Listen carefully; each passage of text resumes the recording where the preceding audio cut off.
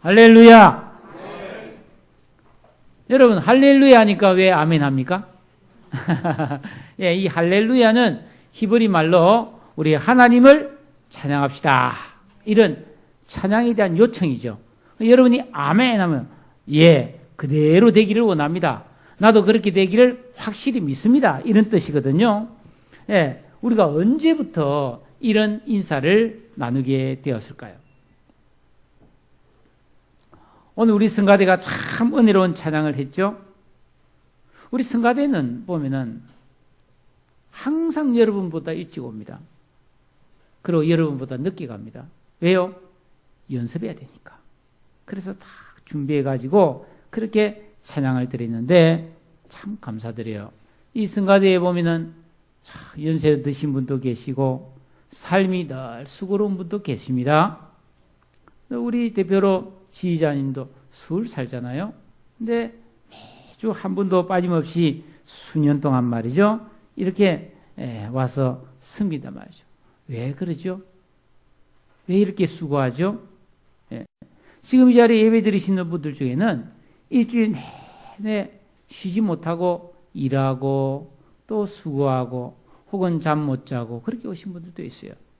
어떤 분은 밤새 일하시고 이렇게 집에 가면 골아 떨어질까 봐 바로 교회 와서 기다렸다가 예배 드리고 간 그런 분들도 계시단 말이죠. 여러분, 교회 보면 얼마나 감동적인 일이 많은지 모릅니다. 새벽마다 5시쯤 되면 항상 교회 와서 기도한 분들이 있단 말이죠. 어떨 때는 막 비가 내리고 눈이 내리고 막 찬바람이 불고 번개와 천둥이 치고 막 바람이 불면 목사님 저도 아이고 어떻게 나가지 이런 생각 드는데 오늘은 아무도 안 오겠지 해서 보면 그날 더 와요, 더 와. 네, 참 대단하죠, 그죠? 네, 주중엔 내내 직장 다니고 가사 일도 하고 애들 돌보지만은 그래도 주일이면 교회 나와서 이른 아침부터 봉사하는 분들이 있어요. 우리가 해피데이 전도를 지난주에 마쳤는데 40일 기도 자리 찾기 위해서 여러분에게 조그마한 카드를 나눠주지 않았습니까? 그래서 기도하고 여기 동그라미 치세요 했는데 말이죠, 두 분이 동그라미를 한 개도 안 빼놓고 다 가졌어요. 저는 4번 빼먹었거든요. 저는 4번 빼먹었어요. 40일 중에 4번 빼먹었어요. 나도 모르게 빼먹었어요. 예. 근데 이걸 다 동그라미 쳐가지고 했다고 가져온 분이 있단 말이죠. 얼마나 대단합니까, 여러분? 예? 밤에도 기도하러 나온 분이 계시고요. 예? 또, 다 우리가 돈이 부족한 사람 아닙니까? 예. 우린 다, 이렇게 보면 갑부가 없어요. 그런데도 정성껏 11조를 드리고, 헌금을 드린 분이 있어요. 지난 3월 달에 우리가 의자를 교체했잖아요. 어떤 분이, 의자 교체해서 감사합니다, 이러면서, 이 많은 돈을 헌금을 한 거예요. 누구 해라는 것도 아니잖아요. 그때 했어요. 그랬더니 또 며칠 있으니까 어떤 분이 아이고 의자를 교체했는데 이것도 좀 교체하면 좋겠네요. 그렇지만 제 형편이 안 돼서 다 못하니까 이거 꼭 바꾸게 되면은 보태 쓰세요, 이러면서 많은 헌금을 했어요. 그거는 보관하고 있죠. 또 어떤 분은 이 주보 보면 이 선교사님들이 나와 있는데 여기 보면 쿠바 선교사님이 계신데 이분 오시면은 좀 이분 좀 섬겨주세요 하면서 또 이렇게 헌금을 가져온 분도 계시고 말이죠. 예, 참 고맙고 감사하지요. 아기가 둘셋 되는데 말이죠, 그 데리고 와서 예배 드리는 분들, 예배 드린 시간에 눈물을 흘리면서 이렇게 하나님 앞에 은혜 받는 성도님들. 여러분, 요즘 사람들이 다 자기 한 몸 편하려고 하는 그런 시대 아닙니까? 각박해요. 그런데 이 대학 밑에 나가서 매주 전도하는 분도 있고요. 예. 여러분, 남의 자식을 위해서 이른 아침부터 와서 어떻게든 예수 잘 믿게 하려고 고생하면서 수고하는 선생님들도 계시고요. 지금 이 시간에도 부엌에서 섬기시는 분들. 예. 그분이 아닙니다. 이 자리에 계신 여러분들도 다 그렇잖아요.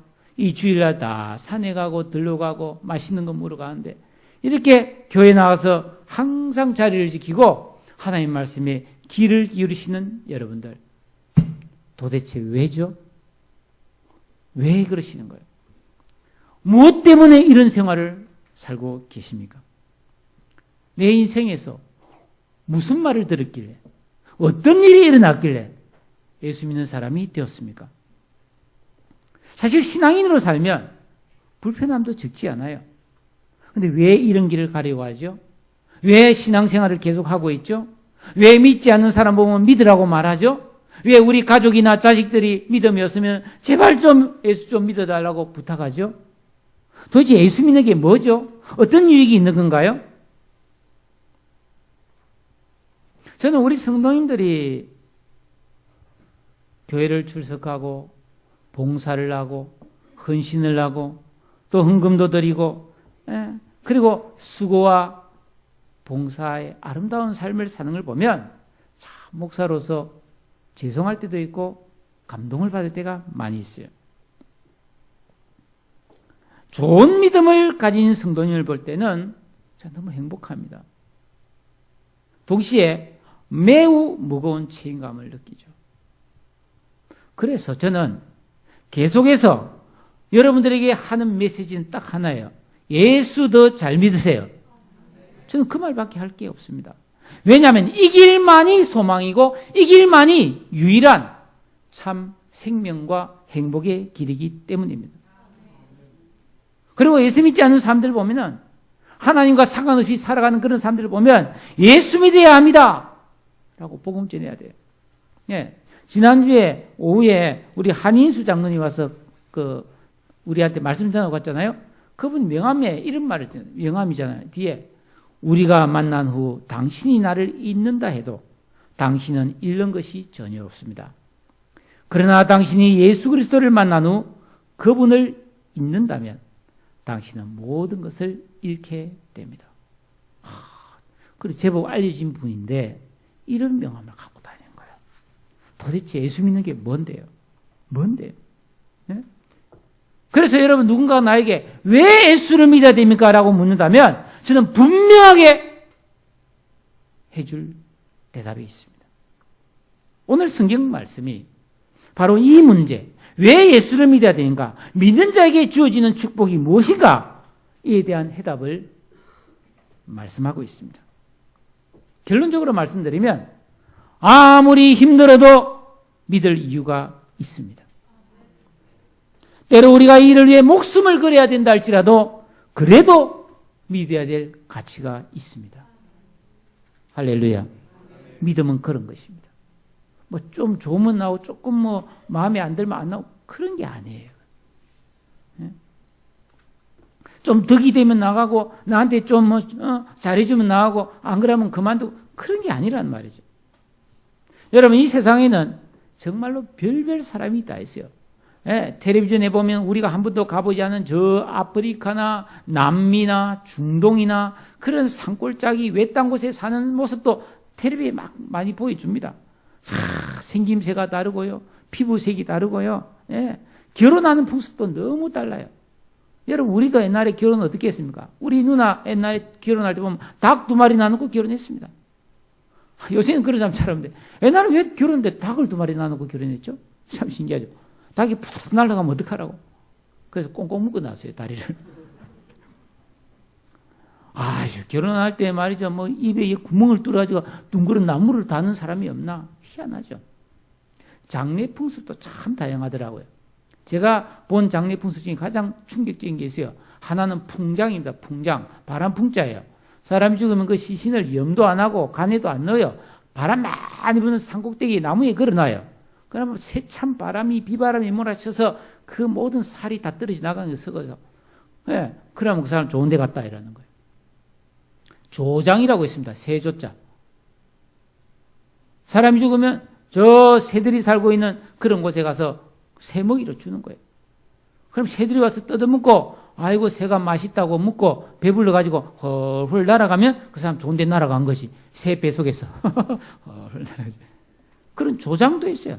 그러니까 참 행복의 조건도 또 종교도 가진 생각도 다 너무나 달라요. 사람마다. 그렇지만 이 세상을 살아가는 모든 사람들이 예외 없이 공통적으로 피할 수 없는 것이 있습니다. 그게 뭐요? 불행과 죽음이에요. 아무도 이런 불행과 죽음이라고 하는 인생길을 피할 수는 없다는 것입니다. 근데 이 불행과 죽음의 근본 원인은 어디서 왔죠? 죄에서 왔단 말이죠. 네. 여러분, 돈, 명예, 쾌락, 좋은 음식, 좋은 물건, 이런 게 인간을 행복하게 해준 것 같지만은 이런 것은 인간의 근본 문제를 해결하지 못합니다. 유명한 종교개혁자 루트는 이 세상을 떠날 때 인간은 거지다. 이것은 진실하다. 이러고 죽었어요. 그렇죠. 여러분, 사람이 이 세상을 살면서 자기가 가진 것으로 살 수 있나요? 하나님, 병을 낫게 해주세요. 행복하게 해주세요. 이 문제를 해결해 주세요. 이 고통이 지나가게 해주세요. 이 불행이 오지 않게 해주세요. 다 우리는 뭔가를 구하고 있지 않습니까? 그러니까 도움 없이, 은혜 없이 살 수 없기 때문에 인간은 거지예요. 아무리 많이 가져도 거지예요. 예. 여러분, 가끔 이렇게 텔레비전에 홈쇼핑을 보면 저는 그 홈쇼핑에서 이 물건 잘 파는 사람들이 나와서 막 너무 멋있게 물건 사라 하면 거기에 꼭 구원이 있는 것 같아요. 구원이. 아유, 며칠 전에 이렇게 텔레비전에 보다가 보니까 이런 무슨 후라이팬 같은 걸 파는데 말이죠. 거기에 고기도 굽고 생선도 굽고 양파도 굽고 맛있게 해서 배는 연기도 안 나고 기름 다 빠지고 가족들이 웃으면서 먹는 거 보니까 저게 천국이구나. 사고 싶은 마음이 확 너무 드는 거예요. 근데 사는 방법을 잘 몰라가지고 못 샀어요. 그것도 어렵더라고. 그냥 사겠어요. 이러면 되는 게 아니더만요. 힘들어요. 근데 그걸 사면은 행복해지냐? 그렇지 않아요. 오히려 더 뭔가 하나 더 생겨서 골치 아파요. 여러분, 우리 인생의 모든 불행과 죽음의 근본 원인인 이 죄의 문제, 이걸 해결하지 않으면 인간에게 참된 행복과 평안은 없는 것을 믿으시기를 바랍니다. 그래서 여러분, 인간이 고통스러운 거예요. 문제가 해결되지 않는 거예요. 수고와 슬픔이 계속되는 거예요. 하나님께서 이런 인간을 불쌍히 여기셔가지고 이 세상에 예수 그리스도를 보내주시지 않습니까? 그래서 이 예수님이 죄 없는 몸으로 죄인을 대신하여 십자가에 못 박혀 죽으심으로 누구든지 예수를 믿으면 죄 사함을 받고 구원받는 믿음의 길을 열어주신 것을 감사합니다. 여러분, 우리 인간이 이 세상을 살아가면서 운이 좋아서 좋은 데 취직하고, 그리고 부자가 되고 좋은 사람 만나서 알콩달콩 행복하게 사는 것도 참 좋은 일이죠. 그러나 그보다 가장 더 중요한 것은 내가 예수를 만나서 죄 사함을 받고 구원받는 것이 가장 귀하고 복된 일인 것을 믿으시기를 축복합니다. 그런데 실제로 이걸 별로 사람들이 귀하게 안 여겨요. 우리가 성경에 보면 죽은 나사로가 살아나고 회당장 야이로의 딸 12살 먹은 딸이 죽었다가 예수님이 달리다 금 소녀야 내가 너에게 말하는 일어나라니까 빵긋 눈을 떠서 일어나지 않습니까? 안전병이가 일어나고 중풍병이 났고 눈 안 못 보던 사람이 눈을 뜨고 와 이건 대단하고 이런 일이 나한테도 좀 일어났으면 좋겠다 생각하면 안 됩니다. 별일 없어야지. 죽었다가 살아나는 게 뭐 좋아요? 네? 여러분, 우리가 이런 병이 났고 이런 기적은 대단하게 여기는데 에베소 2장 1절에 허물과 죄로 죽었던 너희를 살리셨다. 이 살리셨다. 이거에 대해서는 그렇게 대단하게 생각 안 하는 경향이 있어요. 여러분, 우리가 죄로 죽었던 우리가 믿음으로 살아난 것이 이게 가장 우리에게 일어난 위대한 일이고 축복인 것을 믿습니다. 그러면 허물과 죄로 죽었던 우리를 살리셨다. 이 살리셨다 말이 무슨 말인가 말이에요. 뭐가 살아났습니까, 여러분? 원래 살아있었는데 우리가. 이 살리셨단 말을 우리가 좀 더 정확하게 이해하기 위해서 제가 구약 성경 에스겔 37장에 있는 말씀을 잠깐 설명을 드리도록 하겠습니다. 여러분, 에스겔 37장에 보면은 이 이스라엘 백성들이 멸망하고 저 바벨론의 포로로 끌려가지고 그발강이라는 강가에서 이 수금을 타면서 신세 타령을 하고 이럴 때예요. 하나님께서 어느 날 이 제사장인 이 에스겔을 딱 데리고 어디 환상 중에 어떤 산골짜기로 데려갑니다. 가보니까 그 산골짜기에 여러분 죽은 사람의 뼈다귀가 산더미처럼 쌓여 있는 거예요. 해골인데요. 이 뼈가 말라붙어가지고 다 바스라져 가지고 말이죠. 그냥 무더기를 이루고 있는 거예요. 하나님께서 에스겔에게 묻습니다. 에스겔아, 이 뼈다귀들이 살아나겠느냐? 한이 죽어가지고 백골이 진토되어 넋이라도 있고 없고인데 어떻게 살아납니까? 그러나 에스겔은 믿음이 있으니까 예, 주님이 아십니다.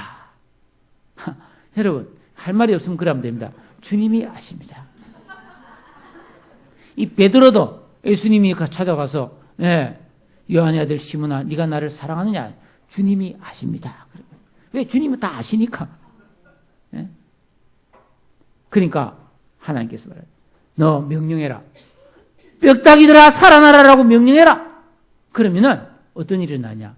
이 뼈다귀들이 축축축축축 움직이더니 축축축 들어맞아서 사람 모양이 되고 거기에 말이죠. 힘줄이 생기고 가죽이 덮여서 사람이 돼버리는 거예요. 그런데 사람 모양이 이제 되긴 됐는데 일어서지를 못하는 거예요. 왜죠?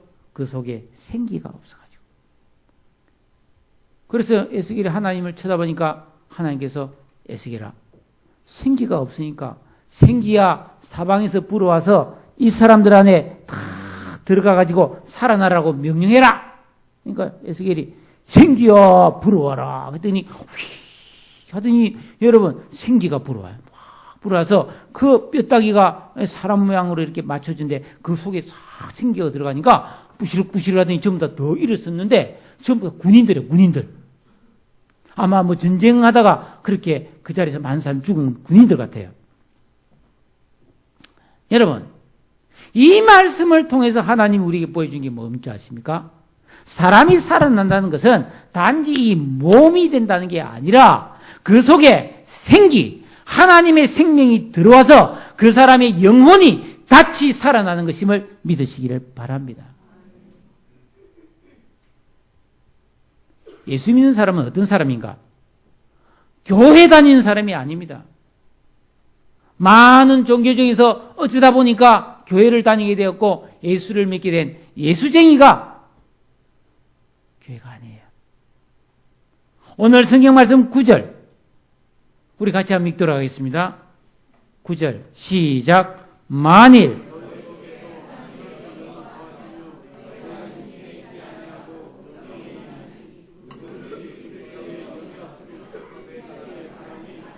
누가 그리스도인이냐? 하나님께서 생기인 성령을 부어주셔서 죽었던 영혼이 다시 살아난 영적인 사람이 예수 믿는 사람이고 그리스도인이 된 것을 믿으시기 바랍니다.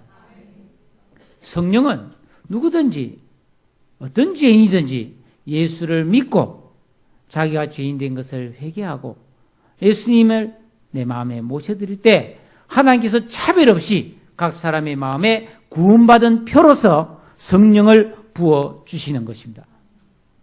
여러분, 농부가 농사를 지으면 다 알곡이 나오느냐? 아니에요. 겉은 알곡인데 안에 알맹이가 없는 쭉쟁이가 있어요.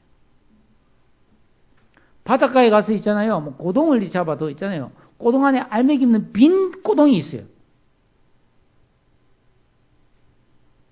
쭉쟁이도 있고 빈 것이 있단 말이에요. 여러분, 우리가 교회를 다녀도 내 속에 성령이 계시지 않으면 쭉정입니다. 어떻게 해야 내 안에 성령이 들어오게 되시는가?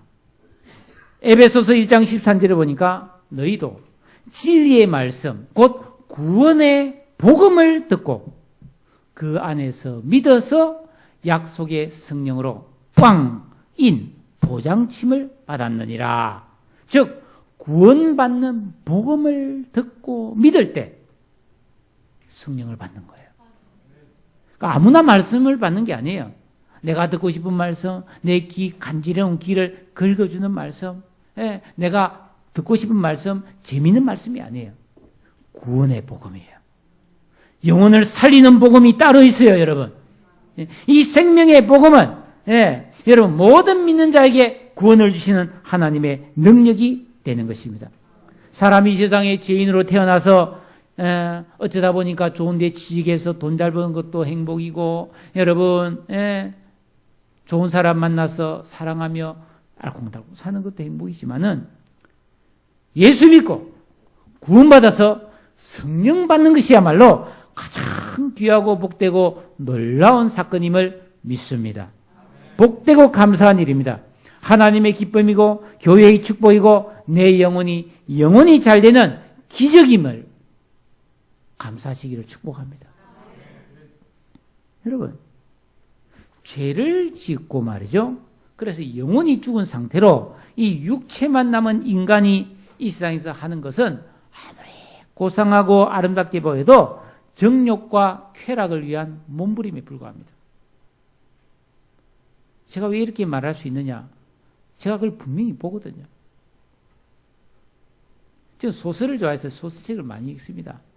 그냥 서점에 가면은 그냥 소설책 너무 이거는 책이 다 비싸요. 근데 금방 읽기 때문에, 예, 서점 가면 한 2권 읽어요. 그냥 하루 날 잡아가면. 한 2권쯤 그냥 읽대요. 그게 전부 그 내용이 뭡니까? 사랑 타령. 복수하는 거예요. 영화도 그렇잖아요. 전부 다 애정관계고 복수고, 드라마도 그렇고요. 여자의 마음은 갈대와 같고, 오페라 이런 것도 보면 전부 다 치정이고요. 전부 복수고요.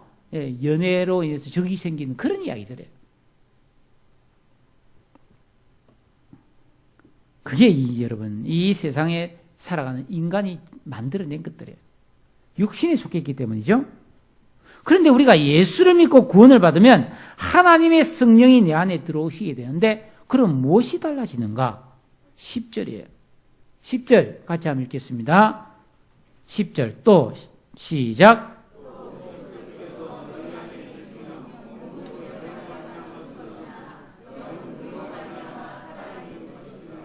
그렇죠. 몸은 죄로 말미암아 죽었지만은 영은 의로 말미암아 살아난 사람이 그리스도인이라는 것입니다. 이것은 구원받은 그리스도인, 하나님의 백성의 지금 상태를 우리에게 보여주는 말씀인데, 몸은 죄로 인해 죽어 있다고 그랬어요. 여러분, 우리 몸이 지금 죽어 있대요. 아니, 너 살아있는데 왜 죽어 있다고 그러지? 예. 이것은 고린도후서 4장 16절에 있는 말씀처럼 우리의 그 사람이 낡아지고 있다는 뜻입니다. 예. 그리고 이 몸은 원래 하나님께서 주신 영광된 몸이 아니라 죄로 인해 망가지고 타락한 몸이에요. 너무나 약해요. 쉽게 피곤하고요. 자칫하면 병들고 다치는 몸이에요. 네. 그런데 예수 믿는 사람이 놀라운 점이 뭐냐면 이 몸 안에 죽어있던 영혼이 예수 믿으면 성령이 들어와서 영혼의 살아남을 받았다는 겁니다. 그러니까 몸은 죽을 몸이지만 영혼은 살아난 것이 우리 그리스도인의 현재 상태라는 것이죠. 이것은 예수님께서 나를 위해 죽어주신 의로 말미암아 받은 축복이에요. 예? 여러분, 반면에 그럼 현재 불신자는 어떤 상태겠어요? 불신자, 예수 안 믿는 사람들은. 예수 안 믿는 사람은 다 뭐 잘 먹고 잘 살고 뭐 멋있고 아름답고 폼 잡고 살아도 이 몸도 지금 낡아지고 죽어가고 있죠. 몸이 아무리 가꾸어도 그는 낡아지고 있단 말이에요. 죽어가고 있단 말이죠. 그리고 영혼은 아예 죽어 있는 상태예요. 그러니까 몸도 거의 뭐 죽은 상태고, 영혼도 죽은 상태니까 총명도 없고 소망도 없는 삶을 사는 거예요. 예. 너무나 불쌍한 상태죠. 영적으로는. 예. 그러니까 우리가 수고롭지만은 그들에게 예수를 전하고 믿음을 전하는 이유가 여기에 있는 거예요. 이 복음이란 것, 영혼을 살리는 이 복음은 비신자에게 우리가 줄 수 있는 최고의 선물이라는 것입니다. 그러니까 우리 예수 믿는 사람은 불신자하고 다른 점이 딱 한 가지예요. 영혼이 살아났다는 거예요. 예? 성령의 은혜로 내 영혼이 살아났는데, 그럼 이게 뭐가 좋으냐? 이 영혼의 힘으로 우리는 인생을 너무나 아름답고 좋게 만들어갈 수가 있다는 거예요. 여러분, 도사 만나봤습니까? 도사. 그 도사. 제가 한번 청량리를 걸어가는데 그 성경 퀴즈 대회를 가가지고 이렇게 잠시 이렇게 바람을 쐬고 있는데 어떤 사람이 와서 나보고 그러더라고. 도를 믿습니까? 도를 아십니까? 그래서 내가 당신 보니까 도를 더 닦아야 되겠네. 깜짝 놀라더라고. 누구십니까? 그래서 내가 도사인데 나를 못 알아보는구나. 그때 내가 전도사였거든요. 완전 도사였어요, 제가. 전도사. 여러분, 도사가 뭐하는 사람이에요? 깊은 산중에서 돌을 닦아서 돌을 통한 사람이 도사잖아요. 그래서 제가 과연 도사가 뭘까 가만히 연구를 해봤어요. 혹시 도사에 대해서 잘 알면 저 나중에 좀 가르쳐 주십시오. 제가 지금까지 연구한 것만 가르쳐 드릴게요, 먼저. 도사는 돌을 통한 사람인데 돌을 통했다는 게 뭐냐면 육신의 욕망에서 벗어난 사람. 난 그렇게 생각해요. 모든 인간은 끊임없이 먹어라, 입어라, 쉬어라, 즐겨라, 재밌어라. 이 몸이 항상 욕망을 다고 한다고 되어 있어요. 그런데 이 돌을 닦아가지고 이 육신의 욕망을 초월해가지고 말이죠. 덜 먹고 놀지 않아도 마음의 평정심을 지킬 수 있는 그 도사예요. 그 스님들도 그 돌을 닦는 게 다 그거 아닙니까? 희노애락 애호요. 이런 육신의 108번뇌라고 이제 108가지 인간 속에 있는 온갖 잡다한 번뇌를 해결하기 위해서 돌을 닦는 거 아닙니까? 그래서 그게 해결돼서 이제 뭐 있으나 없으나 다 똑같아. 뭐 이런 상태를 도사라고 말해요. 근데 미안하게도 그렇게 해서 돌을 닦으면 어떻게 됩니까? 성경대로 말하면 그 마음을 비우고 소재하고 청소하면 귀신 들어옵니다. 마태복음 12장에 나와요. 진짜 도사가 누구냐? 여러분, 예수 믿고 성령 받아서 육신의 소욕을 영의 힘으로 이겨야 될 때 그게 진짜 도사인 것을 믿습니다. 우리가 다 그런 영적인 사람이 되는 때 우리가 도사 같은 삶을 살 수 있는 거죠. 육신의 욕망과 쾌락과 정욕을 이길 수 있고 거룩한 삶을 살아갈 수 있음을 믿으시기를 축복합니다. 요새는 이 도사라는 말을 주로 누가 쓰느냐 하면 점쟁이들이 써요. 뭐 점치는 사람들이 무슨 도사 많이 쓰잖아요. 근데 그런 도사들은 귀신 받은 사람이잖아요. 귀신 받은 도사들이 하는 소리는 주로 뭡니까? 뭐 귀신이 뭐 재앙을 준다는 둥 뭐 재앙 전문이에요. 재앙 전문. 당신 망한다, 당신 죽는다, 조상 때부터 내려오는 저주가 있다. 주로 그 귀신들이라는 말은 전부 다 어둡고 부정적이고 망하는 이야기밖에 안 해요. 귀신은 축복을 주지 못합니다. 가짜 도사예요. 근데 여러분, 우리가 성령 충만을 받으면 어떻게 되죠? 사랑과 희락과 화평과 오래 참음과 자비와 양성과 충성과 온유와 절제, 아름답고 총명하고 귀하고 복된 삶을 우리에게 주시는 것을 믿습니다. 그래서 우리는 성령 받은 것을 기뻐하고 영이 살아난 것을 감사해야 되는 것이죠. 그런데 우리 그리스도인의 어려움이 뭐냐? 내가 예수 믿고 성령 받아서 이 영혼은 살아났지만 몸은 죽어 있단 말이에요. 성경이 그랬잖아요. 몸은 죽어 있어요. 그래서 나온 말이 뭐죠? 마음은 원이로되 뭐가 약하다? 육신이 약하여. 사실 아닙니까? 더 기도해야 되고 우리가 더 아름다운 삶을 살고 더 믿음으로 살고 싶은데 몸이 안 따라. 새벽기도 가고 싶은데 막 몸이 침대에서 끌어다니 나를. 안 일어나죠. 눈 위에다 바위를 올려놔서 안 떠져. 마음은 원이로되 육신이 약하니까 더 자야지. 이렇게 되는 거예요. 그게 우리 인간의 연약함이에요. 그래서 자주 넘어지고 실패하는 것이죠. 여러분, 여기서 우리 육신이란 건 이 몸이 죽어 있다는 건데 이 몸은 단지 이 살덩이만 말한 것이 아니고 우리의 마음과 감정까지도 다 포함하는 거예요. 이 마음과 감정이 자꾸 잘못된 곳으로 가는 거예요. 죽어 있기 때문에. 선을 행할 능력이 없는 것입니다. 그러므로 구원받은 우리는 그 사도 바울이 말한 것처럼 영의 힘으로 우리 영적인 힘을 가지고 우리의 감정을 만들고 생각을 만들어서 살아가야만이 하나님 뜻대로 살 수 있고 믿지 않는 사람과는 확연하게 다른 거룩한 생명이 되는 것을 믿으시기 바랍니다. 여러분, 우리 육신은요, 추우면 아이 추워라, 더우면 와 이래 덥노, 그러면서 아이고 배고파라, 미치겠네, 아이고 목말라라, 죽겠네. 끊임없이 이 몸이 우리에게 안 좋은 걸 주는 거예요. 욕망을 주는 거예요. 그리고 오늘따라 으시시한 게 기분이 안 좋다, 오늘따라 왠지 느낌이 안 좋다, 오늘은 그냥 재수가 안 좋을 것 같아, 이런 안 좋고 부정적인 생각이 끊임없이 육신에서 나온단 말이죠. 이것을 바꿔야 우리 인생이 바뀌는 거예요. 내 안에 있는 성령의 능력으로, 영의 힘으로 생명과 평안과 기쁨과 감사와 복을 주시는 하나님의 영의 힘으로 내 생각을 만들고 내 감정을 만들고, 그렇게 살 때 우리 인생이 새로워지는 것을 믿습니다. 그래서 성령 받았다는 게 대단한 거예요. 영원히 살아나는 게 그래서 대단한 겁니다. 여러분, 모든 생명과 능력과 평안은 하나님이 주는 것이기 때문에 우리는 힘써서 이런 영의 삶을 살 때만이, 그래서 영으로서 육신의 욕망과 느낌과 감정을 다스리고 복종시켜야 돼요. 왠지 어떤 사람이 미워진다, 그거는 내 육이, 죽을 몸이 준 느낌이잖아요. 그럼 어떻게 해야 되겠죠?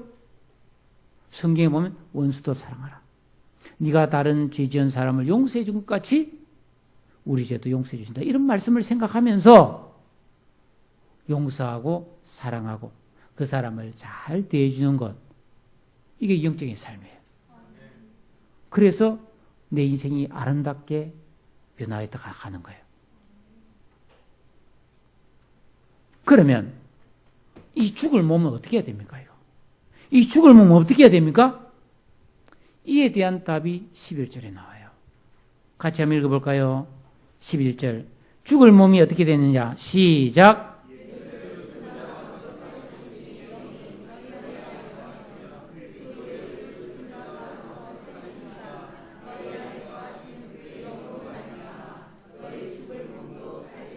너희 죽을 몸도 살리시리라. 여러분, 이는 장차 우리 성도들이 누리게 될 영원한 생명의 부활을 의미합니다.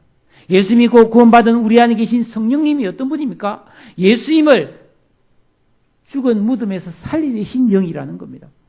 우리 안에 들어오셔서 우리 죽은 영혼을 살리신 성령이십니다. 그러므로 장차 우리 이 죽을 몸도 얼마든지 살려내실 줄로 믿습니다. 성령님은 못할 일이 없습니다. 성경에 보세요. 성령님이 뼈다귀도 사람으로 만들지 않습니까?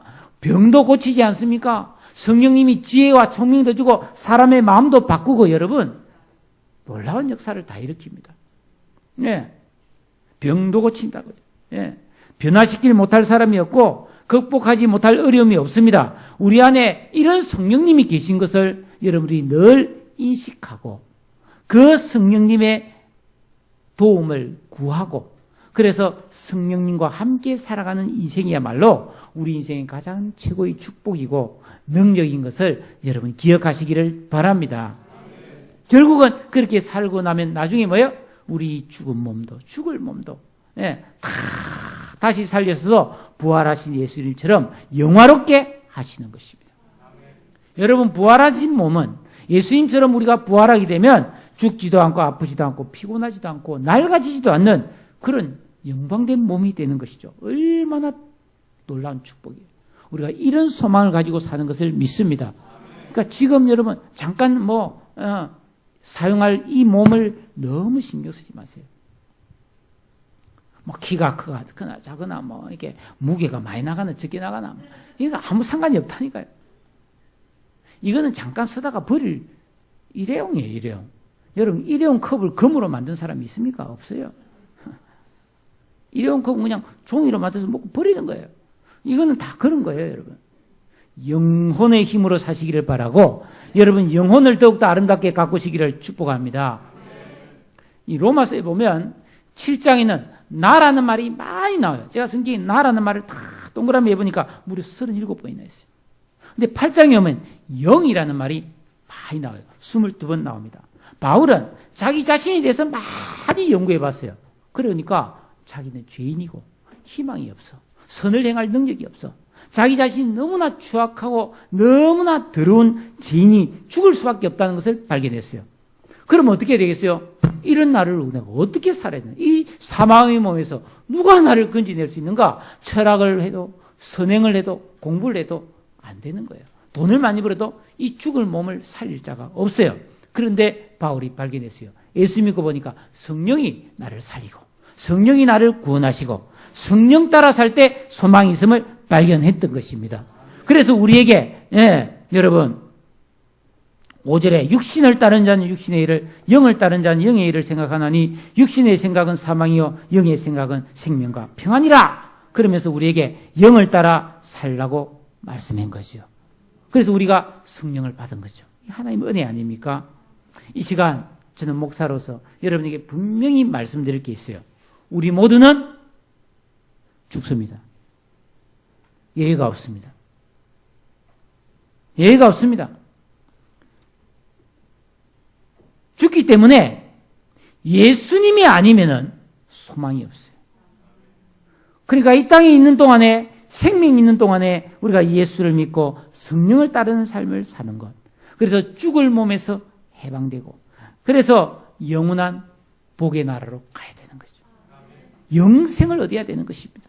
예. 여러분 그런데 우리가 이 예수 믿고 구원받았다 할지라도 너무나 오랫동안 육신을 따라 살았기 때문에 우리가 여러분 영을 따라 살기가 쉽지가 않습니다. 그래서 말씀과 기도로 힘을 길러야 돼요. 힘을 길러야 됩니다. 경건의 힘을 길러야 됩니다. 그리고 교회에서 성경 공부와 신앙 훈련을 하는 것을 여러분이 짐이라 생각하지 말고 나를 위해서 영을 따라 살아서 내 인생을 좋게 만들기 위해서 이런 공부에도 꼭 참여하시기를 바라요. 여러분에게 부탁합니다. 영을 따라 사는 길 간단한 거 2가지만 알려드릴게요. 매일 해야 됩니다. 아침에 눈을 반짝 떴습니다. 텔레비를 탁 켜요. 아니면 신문을 딱 집어들어요. 그 텔레비전과 신문에 뭐가 나오느냐 하면은 이 세상에 일어났던 온갖 잡다한 부정과 부패와 사고와 온갖 그런 죽음의 소식들이 꽉 들어있는 거예요. 그런 거를 아주 깊이 묵상하고 하루를 시작하는 사람하고 성경을 읽고 조용히 무릎 꿇고 기도하면서 하나님 오늘 하루에 내 삶을 인도해 주세요 라고 하루를 시작하는 사람이 인생이 어떻게 똑같겠습니까? 달라지죠. 하루, 이틀, 사흘, 한 달, 2달, 1년, 2년 지나고 나면 너무나 다른 인생이 되는 거예요. 또 하루를 이렇게 살고 집에 돌아와서 저녁에 잠을 자야 되는데 잠자기 전에 텔레비를 켜요. 거기서 여러분 부질없는 온갖 드라마, 쓰잘데없는 이야기, 이런저런 잡다한 소리 막 뭐 들어도 되고 안 들어도 되는 이야기, 그런 이야기 시끄럽게 듣고 잠자는 사람하고 하나님 앞에 조용히 자기 자신을 돌아보면서 기도하고 하나님 나의 삶을 인도해 주세요. 자기의 잘못을 회개하고 또 내일을 희망하면서 하나님의 인도하심을 의지하는 그런 믿음을 가지고 잠자리에 든 사람하고 그 인생이 같을 수가 없습니다. 여러분, 좋은 인생이 저절로 됩니까? 아니에요. 인생은 농사예요. 가꾸어야 됩니다. 내 인생을 가꾸어야 합니다. 시간을 가꾸어야 합니다. 나의 영혼을 가꾸어야 합니다. 하나님 말씀과 기도로 날마다 거룩하게 여러분을 가꿀 때 놀라운 변화와 축복이 쏟아질 줄로 믿습니다. 사랑하는 여러분, 예수 믿는 우리 속에 성령님이 오셔서 내 영혼을 살려주신 것을 믿습니까? 장차 이 죽을 몸도 살려주실 것을 믿습니까? 우리 속에 이런 신비가 들어있다는 것입니다. 그런데 여러분, 바로 이 때문에 우리가 예수를 믿는 거예요. 바로 이 때문에 교회 생활하는 거예요. 바로 이 때문에 예배 드리는 겁니다. 이것 때문에 봉사하는 것입니다. 이것 때문에 고난도 감수하고 이것 때문에 목숨도 거는 거예요. 그러나 분명히 기억하세요. 이걸 아무나 주는 게 아닙니다. 이게 그냥 누구나 받는 게 아니에요. 9절에 만일 너희 속에 하나님의 영이 거하는 사람, 그리스도의 영이 없으면 해당 사항 없습니다. 여러분. 아무 소망이 없는 허탄한 생명으로 끝날 뿐입니다. 오직 예수, 나를 위해서 십자가에 죽으신 예수의 은혜만이 내 안에 영이 들어와서 내 영혼이 살고 내 죽을 몸도 살아나고 영생을 얻는 것을 믿습니다. 이 복을 누리고 이 복을 즐기면서 이 복을 전하면서 사는 우리 모두가 되시기를 우리 주님의 이름으로 축복합니다. 기도하겠습니다. 오늘 이 말씀 생각하면서 다 같이 기도하세요. 하나님, 나는 예수를 믿고 성령을 받았습니다. 아버지, 정말 이 성령은 살리는 영입니다. 내 영혼도 살렸지만은 장차 내 이 몸도 영화롭게 살릴 영임을 믿습니다. 이 성령을 의지하고 영을 따라 사는 영적인 인생으로 내 인생을 좋게 만들어가는 믿음의 사람 되게 주시옵소서. 하나님 뜻대로 영적으로 살게 해달라고 다 같이 통성으로 기도합니다.